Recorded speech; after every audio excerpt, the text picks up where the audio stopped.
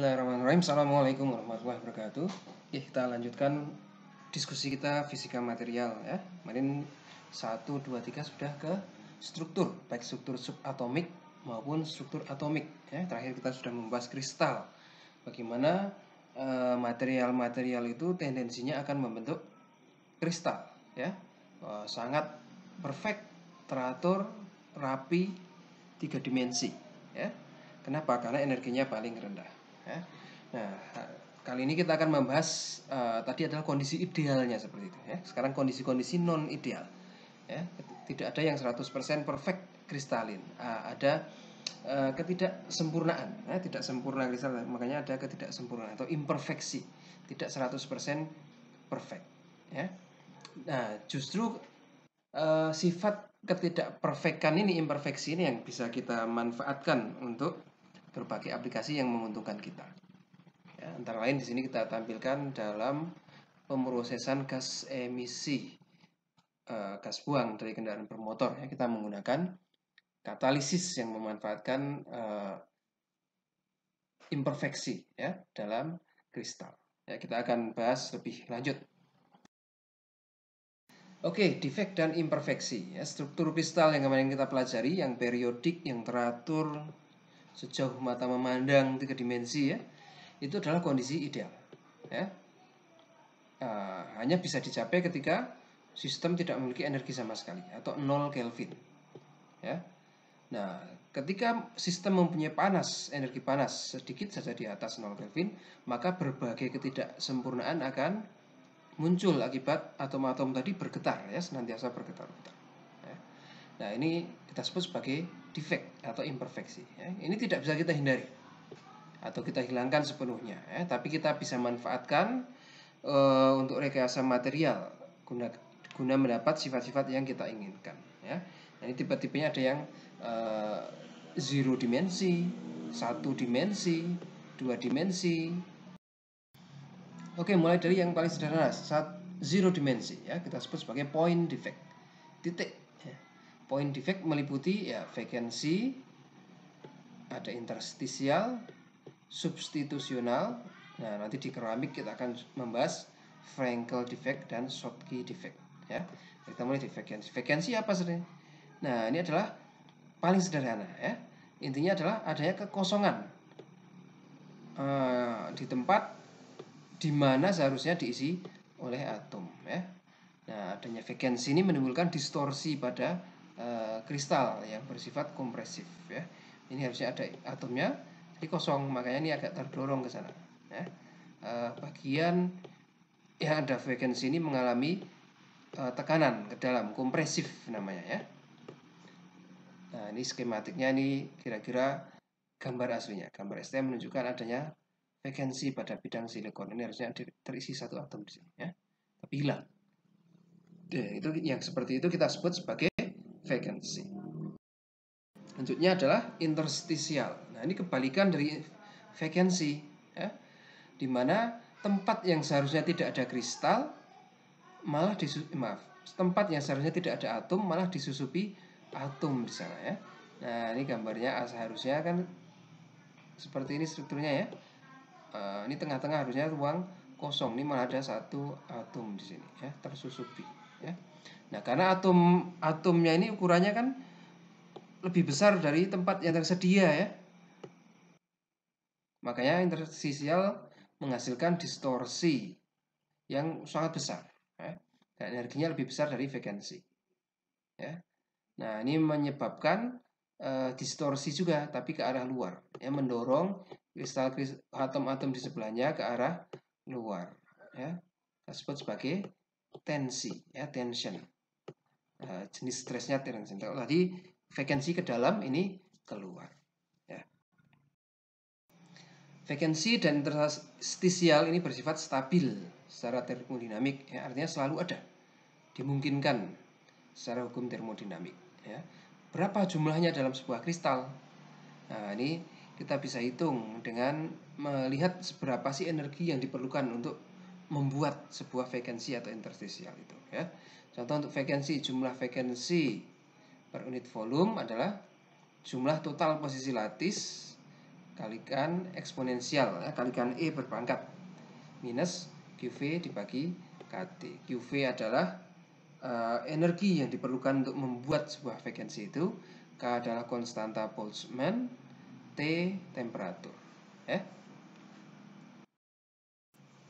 Nah, selanjutnya adalah impurities, ketidakmurnian. Kok tadi atom-atomnya sama ya, baik vacancy maupun self interstitial itu dari atom yang sama. Kalau ini atomnya berbeda, ya.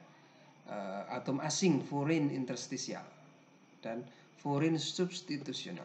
Interstitial ya tadi ruang-ruang yang harusnya tidak terisi atom, di sini malah terisi atom, ya, atom asing. Ini contohnya kita temukan dalam besi. Besi kemarin kita sudah pernah bahas ya, dia diproses dengan bagaimana? Biji-besi dibakar dengan karbon, ya. Nah, maka umumnya ada atom-atom karbon yang di dalam besi, ya, sebagai foreign interstitial. Ya. Nah, selain interstitial ada juga namanya substitusional, artinya diganti. Seharusnya atom dari unsur tersebut, tetapi kita ganti dengan atom lain.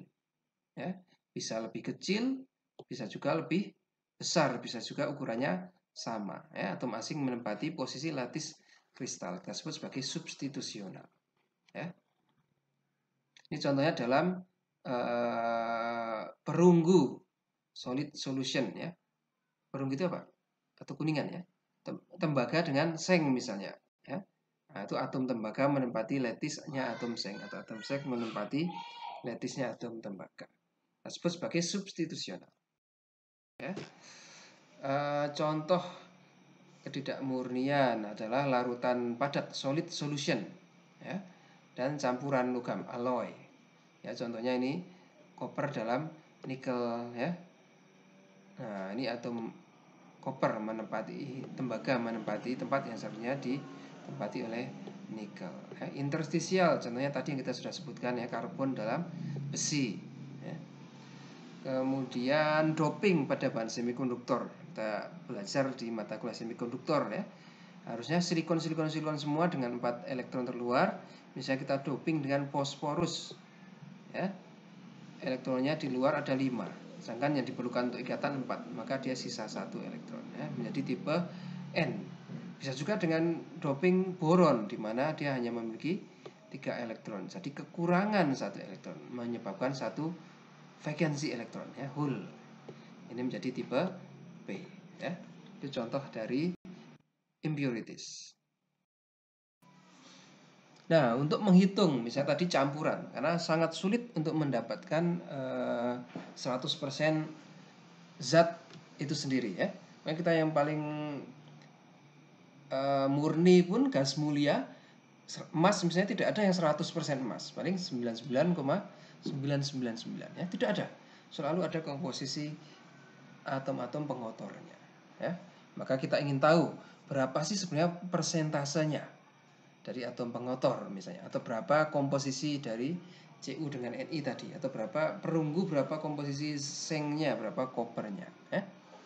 Maka kita perlu namanya weight percent atau atomic percent, ya. Atau weight percent ya berarti berat dari Cu misalnya di dalam campuran Cu dan Ni, ya, berat total, berat dari Cu plus berat dari Ni, ya. Nah, ini berapa persen misalnya. Nah, persentase massa tadi massa 1 dibagi massa 1 plus massa 2, ya. Selain itu juga kita bisa berbasis atomic percent, ya, jumlah molar, jumlah atom Cu dibagi jumlah atom Cu ditambah jumlah atom Ni misalnya, ya. Jadi ini jumlah molnya yang dipersentasekan, ya. Nah, oke, bagaimana kalau kita hanya tahu komposisi weight percent, kita ingin menghitung dari menjadi atomic percent, ya. Nah, terkadang kita memerlukan konversi yang seperti itu. Contoh dari weight percent ke atomic percent ya tinggal dibagi dengan massa molarnya, ya. Massa molar. Ya, C1 dibagi A1 dibagi gimana? C2 dibagi A2 ditambah C1 bagi A1 ya. Nah, ini kalau kita do the math, kita nanti bisa dapatkan seperti ini ya. Yang bawah disamakan penyebutnya, kemudian dibalik ke atas ya. Bisa ya? Nggak bisa? Ya, harus kita kerjakan bersama-sama. C1 per A1 dibagi C1A2 ditambah C2 A1 dibagi A1A2 ya. Ini A1 habis. Jadinya C1A2 dibagi C1A2 ditambah C2A1 ya. Gitu ya. Kalau kita ingin dari weight persen ke konsentrasi ya, weight per volume, maka kita bisa gunakan massa jenis ya, massa jenis dari atom 1 dan 2 ya. C tadi dibagi, karena yang C1-nya tidak perlu dibagi. Kenapa? Karena kita tetap dalam massa. Yang dibagi hanya penyebutnya saja. Maka penyebutnya perlu kita ubah menjadi volume. Volume bagaimana? Massa dibagi rho ya. Nah, adapun massa jenis alloy ya dapat dihitung dengan formula berikut. Ya, kita mempunyai gabungan dari kira-kira Cu massa jenisnya tertentu ya, dan Ni massa jenisnya tertentu juga, rho 1 misalnya.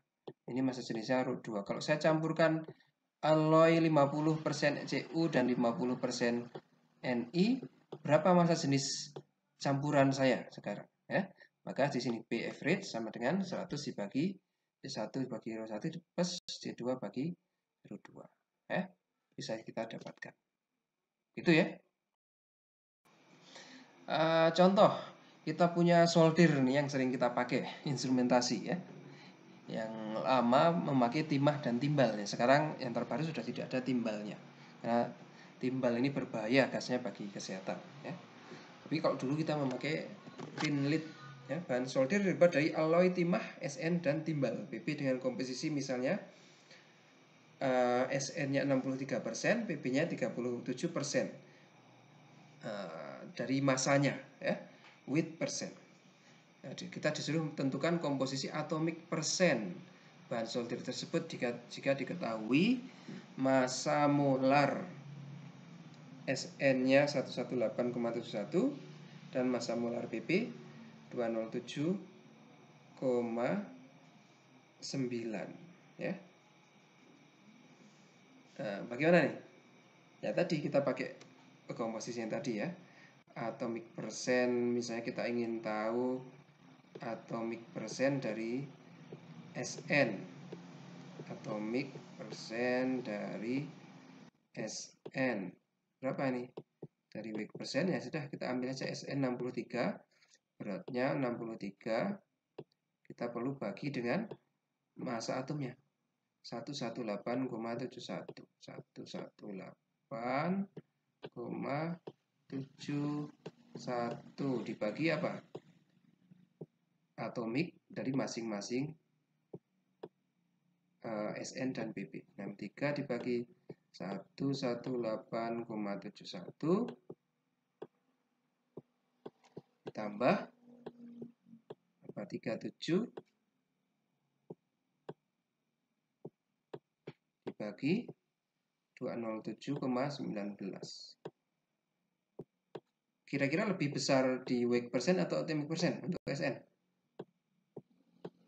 Ya, harusnya lebih besar di atomic persen ya, karena lebih ringan masanya. Berapa ini? Kita kerjakan bersama-sama. Oke. 63 dibagi 118,71.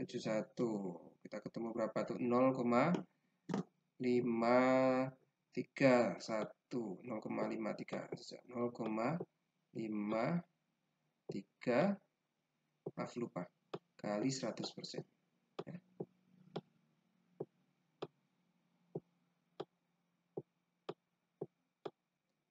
0,53 dibagi 0,53 ditambah yang PP kita hitung. Berapa? 37 dibagi 207,19 ya. 0,18. 0,18. Nah, kali 100% ya. Lihat berapa? 0,53 dibagi 0, berapa tuh? 0,71 ya. 0,71 kali 100% ya. Kira-kira 75%. 0,75 ya. Kira-kira menjadi 75%. Kita lihat awalnya 63%, sekarang menjadi 75%. Lebih besar ya. Kalau atomic persen timbal berapa? Ya sisanya 0,25%-nya ya. Karena kalau kita jumlah harus 100%. Oke. Massa jenis, jika massa jenis Sn adalah 7,26 dan Pb adalah sekian, hitunglah massa jenis alloy yang dihasilkan ya. Rho average tadi bagaimana? Saya lupa ya rumusnya. Sama dengan 100 dibagi berapa tuh? 100 dibagi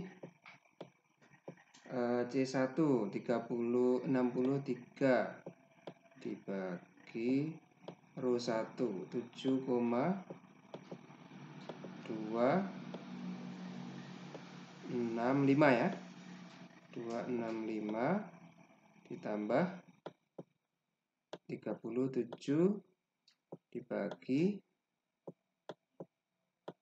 berapa? 11,34.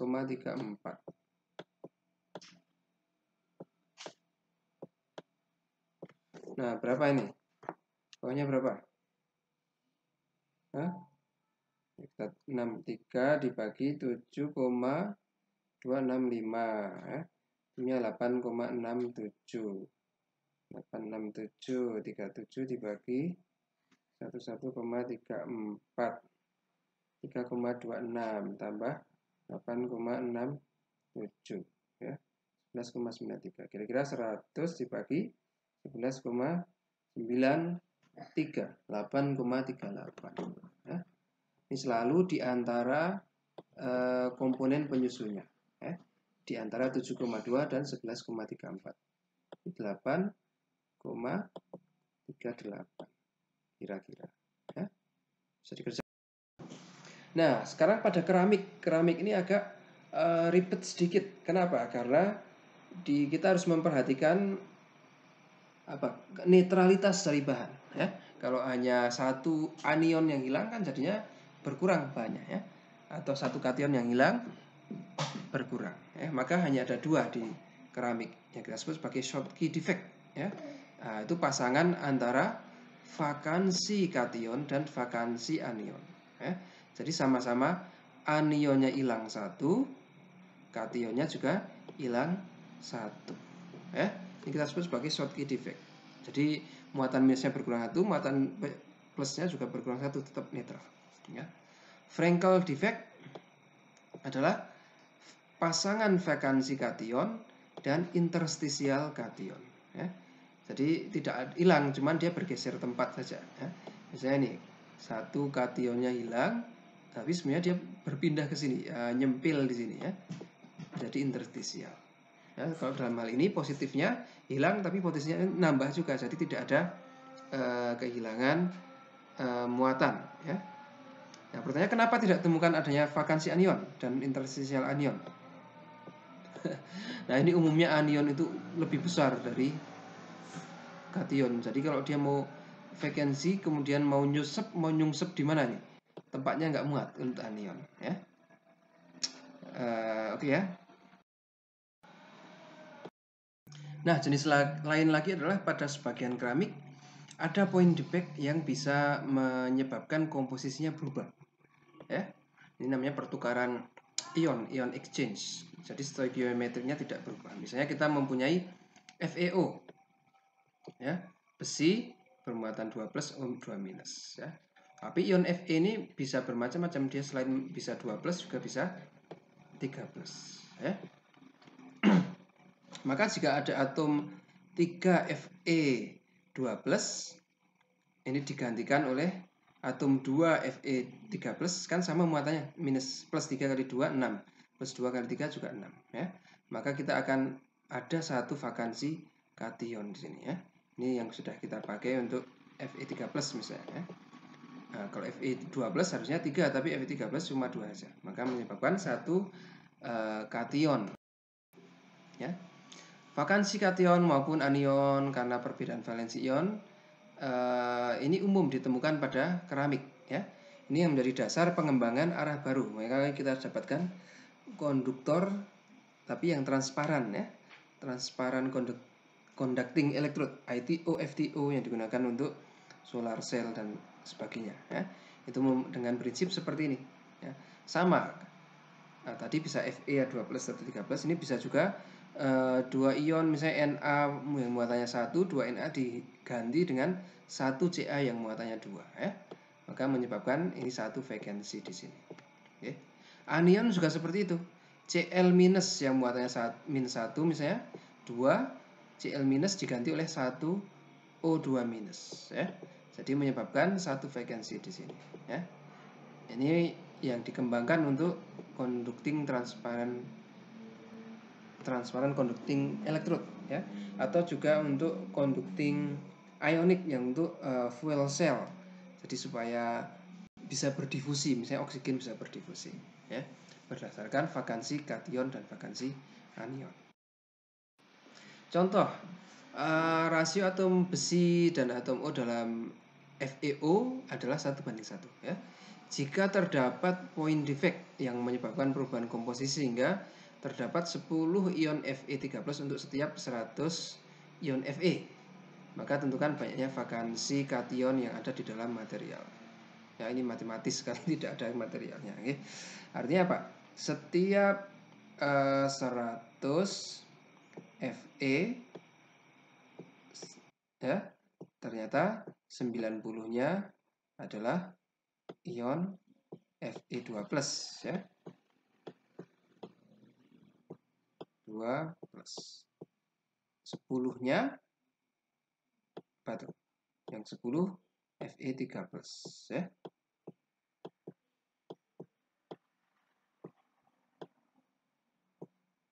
Nah, berapa banyak vakansi kation yang ada dalam material tersebut, ya. Kita hitungnya bagaimana? Ya, 10 Fe3+ ini harusnya menempati berapa? Muatannya berapa? 3 kali 10, 30, ya. 30 kalau dibagi 12 maka hanya ada 15, ya. Seharusnya ada 15 tempat Fe2+ yang diganti oleh 10 Fe3+, ya. Maka seharusnya total jumlah lattisnya ada berapa? Ya, ini plus ini, ya. Ada 105 dengan 105. Jadi ada 105, posisi yang 100 terisi, yang 5 pasti vakansi, ya. Jadi kira-kira vakansinya 5/105, berapa persen itu, ya? Kurang dari 5%, 4, mungkin 4,9 atau 4,8. Ya, bisa ya. Nah, oke, selanjutnya kita masuk ke planar, ya. Tapi sebagai background ini dulu, sebuah kristal besi misalnya atau baja, ya, kita gunakan untuk struktur, misalnya untuk jembatan, jalan, ya. Nah, ini struktur ini biasanya dihubungkan dengan mur atau baut. Pernah lihat di sini seperti ini, ya. Nah, gedung-gedung bertingkat konstruksinya seperti ini ya. Ini misalnya sebuah konstruksi seperti ini, oke, untuk menahan pergerakan ya. Dalam banyak kasus bagian ininya menahan ke bawah misalnya, nah, sedangkan bagian belakangnya tendensinya bergerak ke atas. Artinya si baut ini akan ditarik ke kiri dan ke kanan ya. Nah, sering kita temui nanti seperti ini bautnya ya. Karena apa? Karena bergeser. Kalau kita secara mikroskopis lihat, nah bagian atom yang di atas ditarik ke kiri, yang bawah ditarik ke kanan ya. Nah, ini menjadi deformasi, kita sebut yang seperti ini deformasi plastik ya, yang tidak bisa dikembalikan ke semula. Ya sudah, begitu seperti itu ya sudah agak menceng ya. Terjadi jika semua ikatan atom dalam kristal terputus ya. Nah, ini harus terputus di sini. Kemudian bergeser sedikit, nyambung lagi ya secara bersama-sama ya. Kalau kita hitung secara teoritis berapa kekuatan ikatan atom, kemarin kita bahas ya.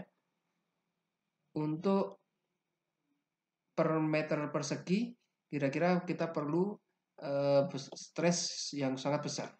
Kira-kira 20 sampai 150 gigapascal ya pada logam. Kan beda ya, kenyataannya berbeda. Yang diperlukan untuk membuat ini menjadi seperti ini ternyata tidak perlu 20 sampai 150 ya. Akan tapi jauh lebih kecil, antara setengah sampai 10 megapascal. Lihat, giga menjadi mega ya. 20 menjadi 0,5. Bagaimana diskrepansi ini dapat dijelaskan ya? Harusnya kan supaya dari sini menjadi seperti ini ya, kan perlu pemutusan ikatan nih, 1, 2, 3, 4, 5, 6 putus ya. Kemudian 1, 2, 3, 4, 5 nyambung lagi ya. Seperti itu dan seterusnya. Nah, bagaimana yang dapat dijelaskan? Kita guna ada namanya pendekatan namanya linear defect ya. Taylor, Orwan dan Polanyi membuat postulat, menyatakan postulat bahwa pasti ada mekanisme lain dalam deformasi itu, tidak sepenuhnya semua ikatan putus terus nyambung ya. Dia menawarkan postulat bahwa ada struktur kristal tidak sepenuhnya sempurna yang memungkinkan adanya setengah bidang atau kita sebut sebagai half plane ya. Contohnya ini bidang yang benar ya, terkoneksi ketiga dimensi. Nah, ini ada yang terputus di tengah-tengah, half plane ya, ini kita lingkari ini ya. Setengah bidang kristal yang menyusup di antara sela-sela kristal ya. Keberadaan setengah bidang ini kita sebut sebagai dislokasi ya. Nah, dislokasi inilah yang kemudian berperan dalam deformasi plastik dari sebuah material ya. Nah, ini keberadaan dislokasi ini memungkinkan deformasi terjadi pada stres yang lebih rendah tadi, setengah sampai berapa? Sampai 20 ya. Harusnya secara teoretikal diprediksi antara berapa? 200 sampai 1,5 gigapascal ya. Nah, ini mampu menjelaskan fenomena diskrepansi nilai stres yang diperlukan ya, dari teoritis ke prakteknya ya. Jadi bagaimana dari sini bisa menjadi seperti ini? Nah, ternyata putus satu persatu ya. Awalnya yang terputus adalah ini. Nah, ini menjadi nyambung dengan sini ya. Nah, kita menjadi ke struktur sini. Ini nyambung. Kemudian nah, ini mungkin di sini yang terputus ya. Terputus di sini. Kemudian didorong lagi ya, ini akan nyambung ke sini ya. Mungkin ini yang terputus sekarang ya. Dan seterusnya sampai ujung akhir bisa menjadi seperti ini ya. Ini dislokasi. Kita sebut sebagai linear defect. Kalau tadi point defect 0 dimensi, ini linear defect 1 dimensi ya. Nah, pergerakan dislokasi secara beruntun memungkinkan deformasi plastik terjadi pada nilai stres yang lebih rendah. Nah, benar atau enggak itu tadi postulatnya ya? Ternyata benar, bisa terdeteksi dari observasi dengan mikroskop ya. Kalau dalam mikroskop terlihat seperti garis-garis hitam dislokasi ya. Half plane itu terlihat seperti garis-garis hitam seperti ini. Oke. Ini lebih jelas lagi dengan TEM, elektron mikroskop ya. Garis-garis dislokasi ini terlihat jelas. Ya. Plane yang tidak nyambung. Nah, ini di sini mulai nyambung. Ya. Bisa dipahami ya? Oke. Nah, ini kita sebut sebagai linear defect. Ada beberapa jenis. Kita sebut sebagai edge dislocation dan screw dislocation. Ya. Dan juga gabungan dari edge dan screw. Edge dislocation ya seperti ini. Hanya satu bidang saja. Ya. Kita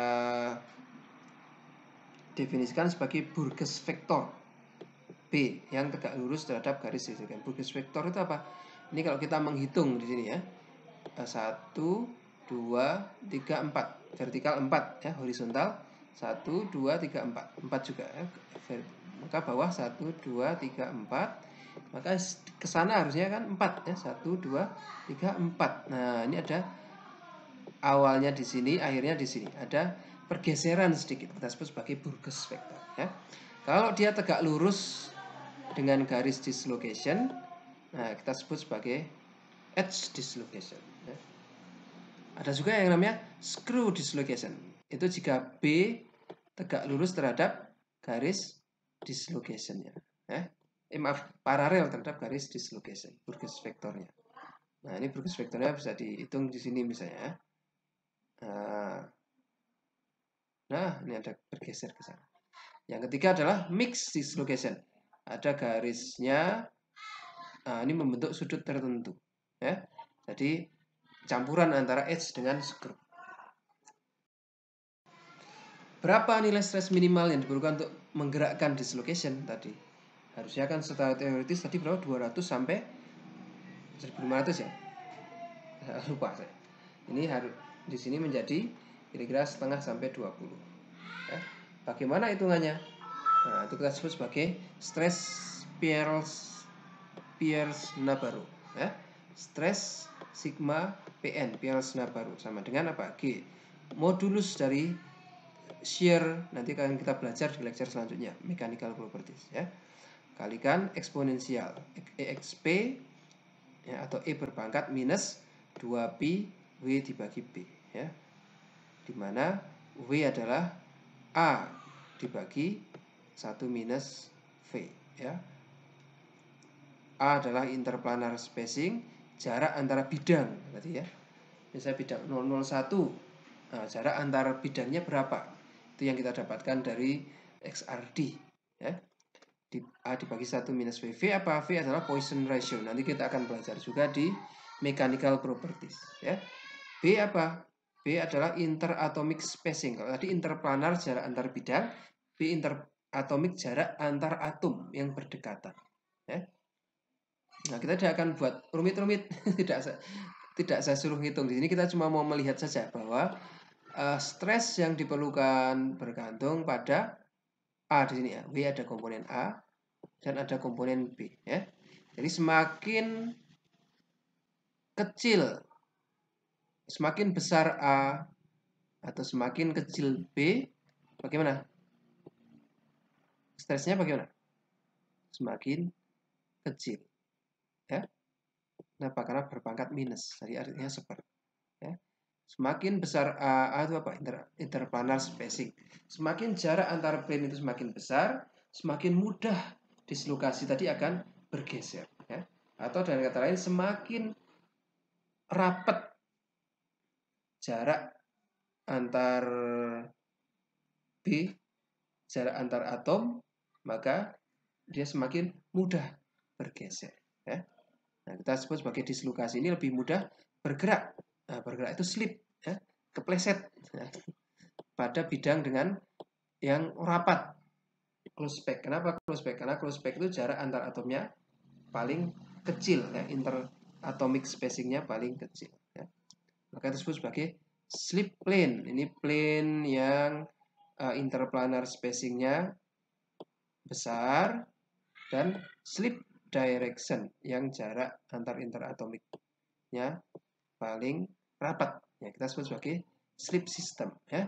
Di posisi mana, di bidang mana, di direction mana dislokasi itu lebih mudah bergerak ya. Contohnya pada struktur atom berikut maka bidang mana yang lebih mudah bergerak atau memerlukan stres lebih kecil untuk bergerak? Sistem 1 atau 2? Sistem 1 ini. Interplanar spacingnya besar, ya. Sistem 2 interplanar spacingnya kecil. Tadi hubungannya bagaimana? Sebanding dengan E berpangkat minus A per B, ya. Maka semakin besar A, ini akan semakin turun, ya. Semakin mudah bergerak sisi lokasinya, artinya semakin mudah bergerak, karena energi yang diperlukan semakin kecil, artinya semakin mudah untuk bergerak. Maka kita lihat A yang paling tinggi mana? Nah, ini A1.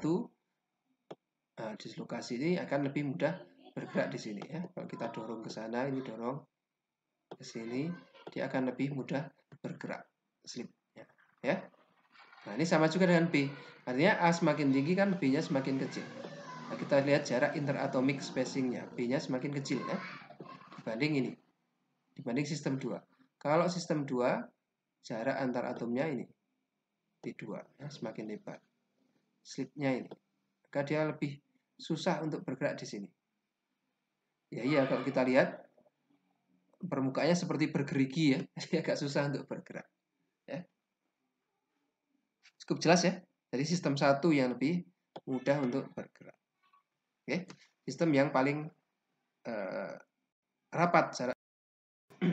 Nah, dari berbagai struktur kristal ada beberapa slip system yang muncul. Untuk FCC paling rapat susunan kristalnya adalah pada bidang 111, ya. Arahnya 110, ya. Maka ada bidang 111 yang 4 family dari 111 ini, ya. Dan family dari direction ada berapa? Direction 110 ada 3. Jadi total kita mempunyai 12 slip system, ya. BCC. Nah, untuk 110 slipnya 111, untuk 112 slipnya 111, untuk 123 slipnya 11-1, ya. Ada banyak ini slip sistemnya, ya. Heksagonal. Nah, ini juga total ada 12, ya. Ini heksagonal dan FCC ini biasanya hampir sama. Oke. Misal untuk FCC ada bidang close pack, ya. Bidang 111, ya, memotong sumbu A di 1, memotong sumbu B di 1, memotong sumbu C di 1, ya, 1/1. Ya, ini bidangnya. Arahnya mana? Ya, arah ke sana. Ini arah 110, ya. Nah, ini arah 011. Ini arah berapa? 101. Nah, ini bidang yang lain lagi, bidang -1, -1, -1, atau -1, -11, atau -1, 11. Masing-masing memiliki 3 arah, sehingga total memiliki 12 slip system, ya. Ini ada 3 arah, ini ada 3 arah, ini ada 3 arah, ini juga 3 arah, totalnya 12. Gambarkan dengan diagram slip system 110 arah 111 pada logam dengan struktur kristal BCC. BCC yang tengah ini, ya. Slip bidang 110 mana? Nah, ini tengah, ya. Memotong A di 1, memotong B di 1, memotong C di tak terhingga. Kita balik menjadi 1/1, 1/1, tak terhingga. 110, ya. Bidang ini arahnya mana? Nah, ini kan di sini ada 5, ya. Maka yang paling rapat adalah arah diagonal sini dan diagonal sebelahnya, ya. Arah 111. Bisa dipahami, ya, untuk BCC. Kalau SC bagaimana? Simple kubik, ya, paling rapat sini, ya, bidang 100 atau 010, ya, atau 0101. Arah yang paling rapat ya cuma ada 2, sini atau sini, ya. Bisa, ya, 001, 010. Nah, nanti coba dikerjakan sendiri di e-learning. Oke, tadi kita sudah point defect, linear defect. Nah, sekarang kalau 2 dimensi planar defect, ya. Nah, planar defect merangkum semua jenis ketidaksempurnaan kristal dalam 2 dimensi. Tidak sempurna ya, permukaan, surface ya. Misalnya atom-atom dalam interior kan dia terikat di semua sisinya, semua arah ya. Sedangkan yang di permukaan ada satu yang hilang, atasnya tidak terikat apa-apa. Ini kita sebut sebagai kita definisikan sebagai defect juga ya, permukaan namanya atau surface. Yang kedua adalah grain boundary, batas antara dua kristal kecil ya. Ini kita bisa salah satu jenis dari grain boundary ada twin boundary. Dan yang keempat adalah kesalahan dalam penataan, staking fault ya. Kita mulai dari permukaan. Atom di permukaan memiliki jumlah koordinasi ikatan yang berbeda dibanding atom yang di interior. Ini menimbulkan energinya lebih tinggi ya di permukaan ini ya. Kita kuantifikasi sebagai surface energi, energi permukaan akibat dari ikatan yang tidak terkompensasi ya. Misalnya C harus berikatan dengan 4, karena di permukaan cuma ada 3 aja, yang satu melompong jadi dia cukup reaktif. Nah, sebagian besar material kita ini ke grain boundary ya, berupa polikristalin. Jadi kristal yang tersusun dari kristal-kristal kecil yang orientasinya berbeda. Ini orientasinya ke sana misalnya, yang ini ke sini, yang ini ke bawah. Nah, batas dari kristal-kristal ini menjadi tidak sempurna ya, yang kita sebut sebagai grain boundary ya. Yang umumnya mengalami perubahan jika dua buah grain bersebelahan berbeda fase, misalnya dari Cu dan Ne ya, kita sebut sebagai phase boundary. Nah, ini kalau kita lihat di mikroskop seperti ini ya. Nah, ini dengan rata ada yang pembatasan di antaranya ya. Kenapa hitam? Ya karena ini terdefleksi, cenderungnya tidak ke atas ya, jadi lebih gelap. Kita lihat secara mikroskopis, ini bidang atomnya misalnya, kita garis-garis ya. Ini ke arah sana, ini ke arah sini ya. Nah, di tapal batasnya ini ada ketidaksesuaian ya. Ini mungkin berikatan, tapi ini tidak ya. Ini menimbulkan energi yang besar di grain boundary seperti ini ya. Nah, ini misalnya arahnya ke sini ya, beda orientasi ya. Nah, berdasarkan sudutnya ada grain boundary yang small angle dan ada yang large angle. Small angle ini seperti ini ya, sudutnya tidak begitu besar. Nah, ini umumnya menjadi sarangnya dislokasi tadi ya. Ini dislokasi, ini dislokasi lagi, ini dislokasi lagi ya.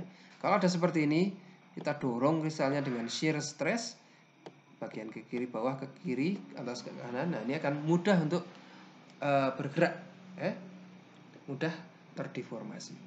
Ada juga yang large boundary, large angle. Ini menjadi tidak beraturan di sini ya. Jika yang tadi kita phase boundary, ketika grain 1 ini komposisinya berbeda dengan grain yang lain ya, disebut sebagai phase boundary. Nah, spesial dari grain boundary ini ada namanya twin boundary. Ini seperti cermin, bahwa grain 1 dan grain yang lain seolah seperti mirror image ya, refleksi dari grain yang sebelahnya ya. Nah, kalau grain twin boundary ini umumnya memiliki energi yang lebih rendah. Kenapa? Ya karena hampir semua atomnya juga berikatan ya. Dia cuma dipaksa saja sudutnya tidak 90 derajat misalnya. Hanya beberapa atom yang terpaksa tidak berikatan sempurna ya. Tapi ini jauh lebih kecil daripada grain boundary ya, yang benar-benar acak. Terakhir adalah namanya staking fault, akibat ketidaksesuaian urutan penyusunan atom ya. Misalnya pada FCC dan HCP. FCC ini strukturnya adalah ABC. Kalau misalnya kita A ya, kita susun misalnya seperti ini A, B-nya di mana? Karena ada dua pilihan itu. Kita tempatkan di sini atau di sini, atom di atasnya itu ya. Kalau maka di sini B misalnya.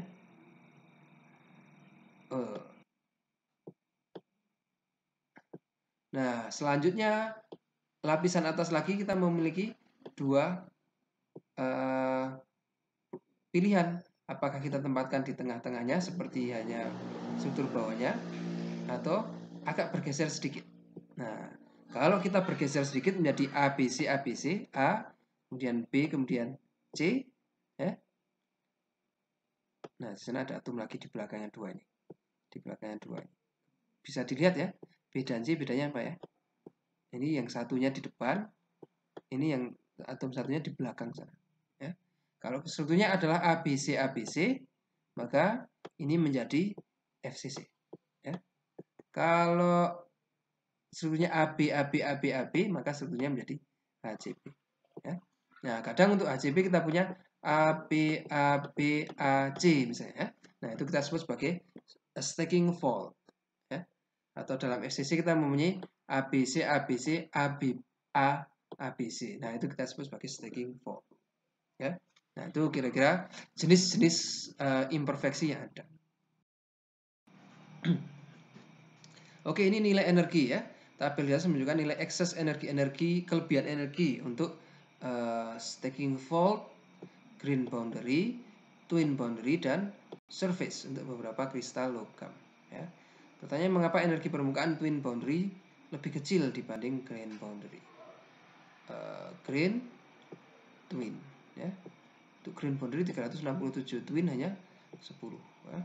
Green 1000 ini hanya 196, kira-kira 10%-nya.